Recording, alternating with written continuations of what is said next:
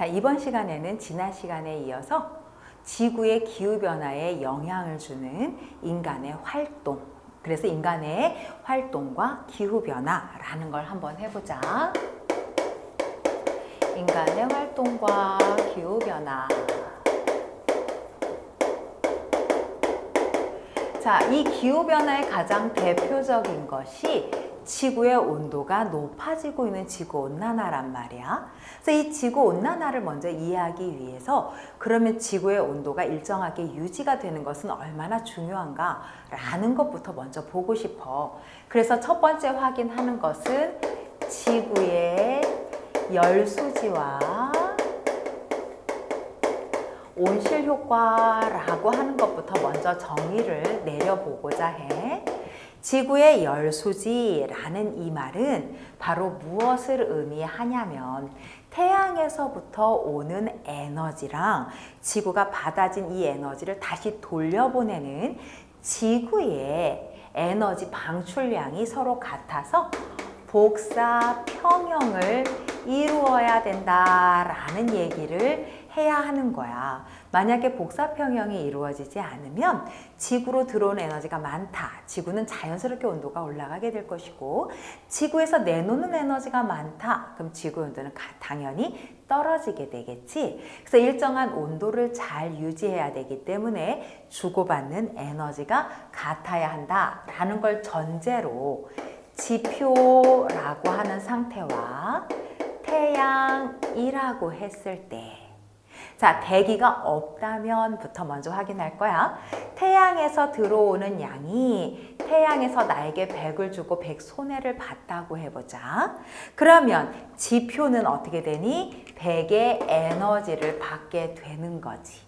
그러면 지구에서 다시 내놓는 에너지가 100을 내놓아서 받은 만큼 내놓아 소비를 하게 되고, 자, 우주에서는 다시 그것을 받았기 때문에 여기 우주 사이에서도 복사가 평형이 되어야 되고 지표에서도 복사가 평형이 되어야 된다. 이때 특징은 태양에서부터 오는 에너지는 온도가 높은 고온이라서 가시광선이라는 형태로 들어오기 때문에 우리가 가시광선의 형태로 에너지를 계산해주고 지구에서 내보낼 때는 저온이기 때문에 똑같이 가시광선이라는 파장으로 내보내지를 못해. 그래서 우리는 적외선이라는 형태로 에너지를 내보내게 되겠지. 문제는 이 온실효과라고 하는 건데, 이 온실효과란 온실 기체 때문에 나타나는 현상이고, 온실기체는 파장이 짧게 들어오는 가시광선은 손을 대지 못하고요. 파장이 길게 빠져나가는 적외선을 흡수한다. 그리고 우주로 내보낼 양을 결정하고 다시 지구로 돌려보내는 복사를 하게 되지. 그것을 한번 해보자. 자, 이것이 대기가 있을 때, 그리고 밑에가 지표인 경우, 대기의 특징이 실제 아직 지구의 상태로 들어간 게 아니니 위로 또는 아래로 보내는 양을 1대1로 보낸다고 가정을 하면 어떨까? 태양에서 보내는 에너지는 대기를 통과하여 그대로 지구로 들어온다라고 했어. 그래서 태양에서는 100의 에너지를 먼저 썼고 지표에서는 100의 에너지를 받았어. 자, 그런데 이 대기에서 이렇게 우주로 내보내게 될 거야. 왜냐하면 대기까지 지표와 묶어서 전체 지구라고 할 거니까. 그러면 대기에서 나가는 게 100이어야 서로 주고받은 양이 같아지는 우주의 복사 평형을 이루게 되겠지. 그러면 1대1이니 대기에서 다시 지표로 보내는 것도 100이 돼버린 거야. 오호, 아하. 이게 바로 대기가 지구로 다시 보내는 재복사 에너지구나 라고 표현을 할 거지.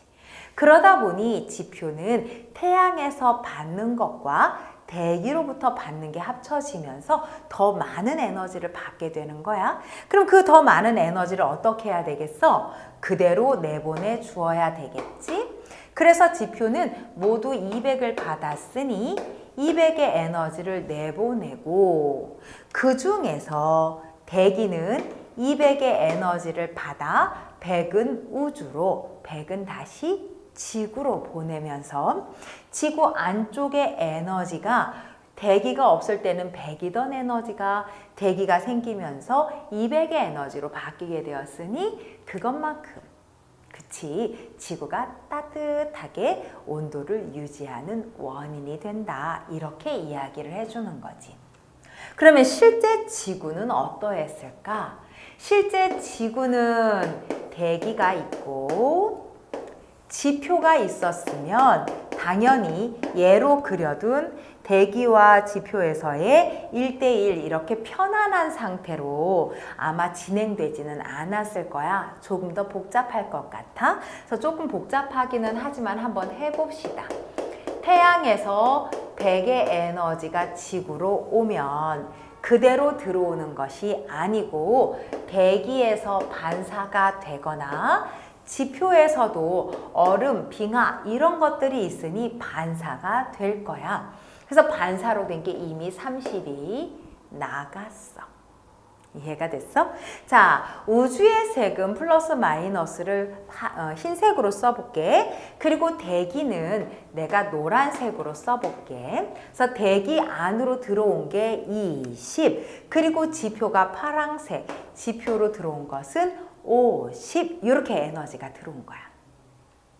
자, 그러면 다시 대기와 지표에서 우주로 내보내야 되는 양이 있겠지? 그래서 대기가 우주로 내보내고 지구로, 지표로 다시 재복사를 시켜야 돼.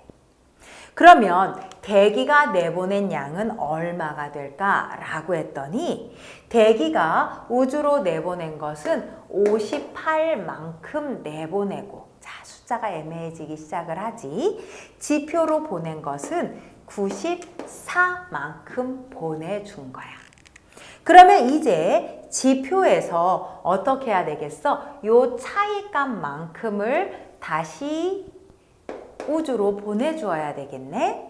그럼 우주를 한번 계산을 해보자. 전체 지구로 보내준 게 100. 그럼 다시 받은 것은 30과 58을 받아서 88을 받았네. 그럼 이 나머지 x가 바로 우리 지표에서 우주로 바로 나가야 하는 양이 되잖아.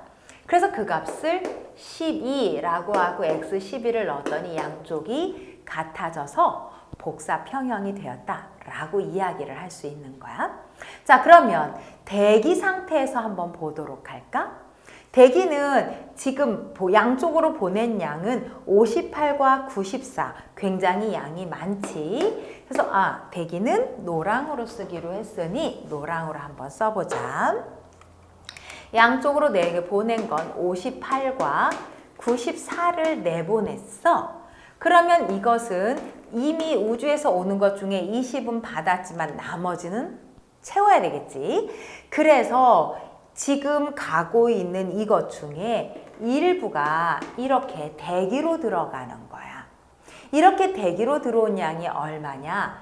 102가 되고 지표에서 또 한번 어떻게 빠져나가느냐? 바로 대류에 의해서나 아니면 전도에 의해서나 기타 여러 가지의 에너지로 직접 대기로 들어가는 양이 있단 말이야. 우리는 그것을 30이라고 해주면 20에다가 30 그리고 102가 더해졌어. 그랬더니 얼마가 됐니? 여기가 142가 됐다면 여기도 152가 됐다면 이쪽도 152가 되면서 복사 평형이 됐구나 라고 말하는 거지. 자, 그러면 지표로 얘기를 한번 해보자. 지표는 50을 태양으로부터 받았고 대기로부터는 94를 받았어. 그런데 내보내는 건 지금 대류 전도 등으로 30이 나갔고 나머지 요기값을 결정해 주어야겠구나. 이것이 서로 같아야 한다면 144가 되어야 되는데 30밖에 없어. 그러면 실제적으로 내보내야 되는 것은 144가 돼야 되니 114만큼 여기에서 빠져나가면 되겠군. 아하, 114 중에 우주로 나간 거 12 빼고 나머지 102가 대기로 들어갔구나 라고 이야기를 해주고 우주, 대기, 지표가 서로 복사 평형을 이루고 있다라고 얘기를 하는 거야.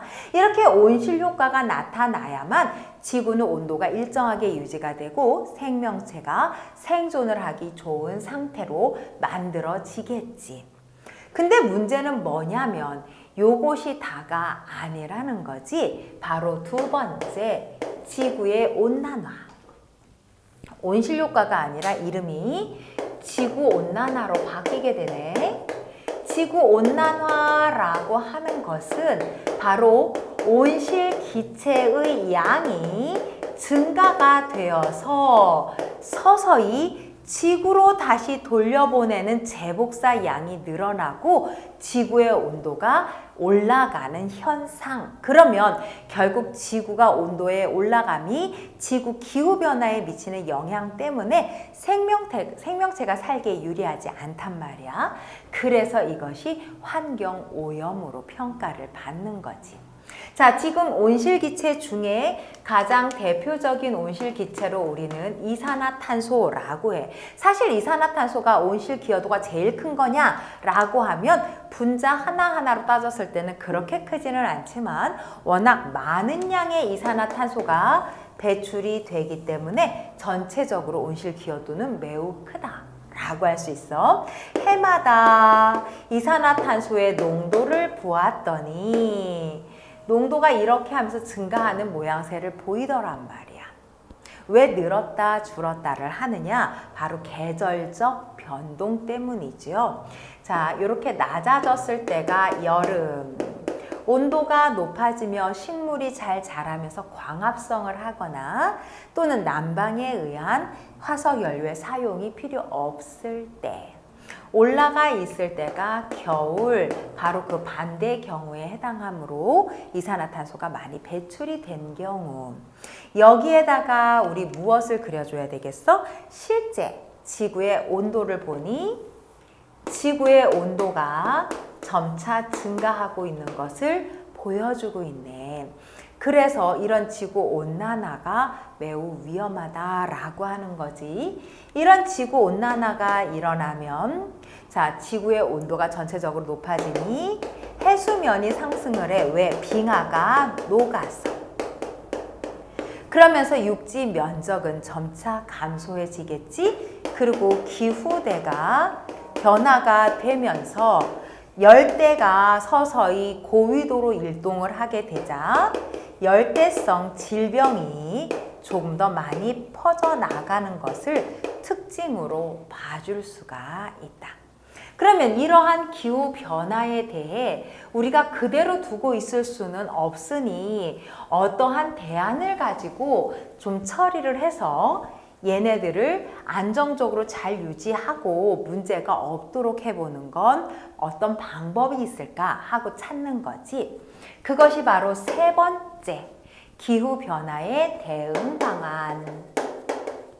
대응 방안으로는 첫 번째, CO2 배출을 감소시키자라고 하는 방법이 있어. 이산화탄소의 배출을 감소시키는 가장 좋은 방법은 신재생 에너지를 개발을 해서 새로운 에너지의 형태로 사용해 주는 거야. 연료로 돌아서 움직였던 자동차를 조금 더 연료량을 줄이기 위해 하이브리드, 아예 연료를 쓰지 않는 조금 더 줄일 수 있는 방법으로 전기차 또는 수소차로 개발이 되는 것처럼 말이지. 두 번째는 이러한 신재생 에너지로 또는 에너지의 효율성을 높여서 어쩔 수 없이 쓰게 된다면 가능하면 배출을 많이 하지 않고도 많은 양의 일을 할 수 있도록 만들어 보자 라고 하는 게 있네. 두 번째는 이미 배출된 CO2를 감소시켜 보자. 얘를 제거해 보자 라고 하는 거야. 제거하기 위한 방법은 공장에서는 이미 이산화탄소가 배출이 된단 말이지. 그러면 어떻게 해야 돼? 이런 산업시설에서는 CO2 포집기라는 것을 개발을 해서 이 이산화탄소를 그대로 잡아두고만 있을 수가 없으니까 땅속인 지층으로 넣어서 보내거나 해저로 보내주는 거지. 그래 놓고 해양에다가 식물성 플랑크톤이 많이 자랄 수 있도록 도와주는 거야. 그러면 식물성 플랑크톤이 얘네들을 가지고 광합성을 해서 CO2를 유기물로 전환할 수 있도록 바꿔주는 거지. 그러면 해양에 여러 가지 유기물이 많아지면서 생물들이 먹고 살 수 있는 양분이 증가하니 해양이 비옥화가 된다. 이렇게도 이야기를 해줄 수가 있다. 자, 또 다른 방법은 뭐가 있을까? 온도가 높아져서 문제가 되니 햇빛을 아예 차단시키는 건 어떨까? 그래서 빛이 차단이 되면서 지구로 들어오는 양을 조금 줄여보자 라고 해서 아까도 얘기했지만 성층권에 에어로졸을 뿌려주는 거야. 그래서 햇빛의 반사율을 높여주거나 아니면 우주에 반사막을 만들어서 일정량 햇빛이 들어오는 걸 막아주고 싶으나 이것은 현재 사용되는 것이 아니라 미래의 기술이다 라고 생각하고 개발되는 분야 중에 하나가 되는 거지. 그러므로 이런 것들이 완성이 되기 전까지는 국제적 협약을 만들어서 국제적으로 함께 협력하여 이러한 온실기체를 줄여보자 라고 하는 게 있었단 말이야. 그것이 바로 교토의정서라고 해서 이산화탄소의 양을 줄입시다 라고 이미 약속을 했지. 근데 구체적으로 얼마까지 줄일 거냐라는 좀 더 구체적인 약속은 어디서 일어났느냐? 파리 협약에 의해서 실질적으로 각 국가 간 이산화탄소의 배출량을 몇 %씩 줄여봅시다 라는 약속이 이루어졌습니다. 이것을 우리는 지키기 위해서 더더욱 새로운 어떠한 기계 또는 새로운 기관 이런 것들을 개발하고 새로운 에너지원을 찾는 것이 중요하게 되겠지? 자, 오늘은 여기까지 하자.